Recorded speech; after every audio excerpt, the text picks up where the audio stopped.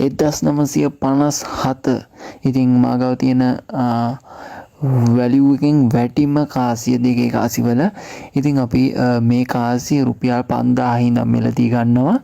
ඉතින් ඔයා ගාවත් තියෙනවද බලන්න මෙන්න මේ જાතිය කාසියක්. ඉතින් ඔයාට ඒ අදාළ වටිනාකම රුපියලක් නෑර සුපිරිම මිලකට අපි ලබා ගන්නවා මෙම කාසි.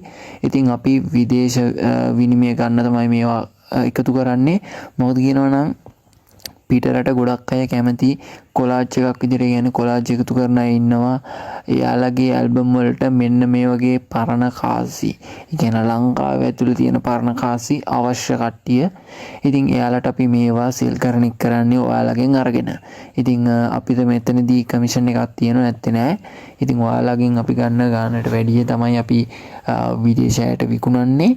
ඉතින් මං හිතනවා මේක ඉදිරියේදී ලංකාවට විදේශ විනිමය ගේන්න පුළුවන් සුපිරි අයිටම් එකක් වෙයි ඉදිරියේදී. ඉතින් ඔයා ගාවත් තියෙනවා නම් මේ වගේ පරණ කාසි අනිවාර්යෙන් අපිට දෙන්න. ඉතින් අපේ කන්ටැක්ට් නම්බර්ස් පහළ ඩිස්ක්‍රිප්ෂන් එකේ සහ කමෙන්ට් සෙක්ෂන් එකේ දාලා තියෙන්නේ. ඉතින් ඔයාලට අපිව කන්ටැක්ට් කරගෙන ඒ ඩීටේල්ස් ගන්න පුළුවන්.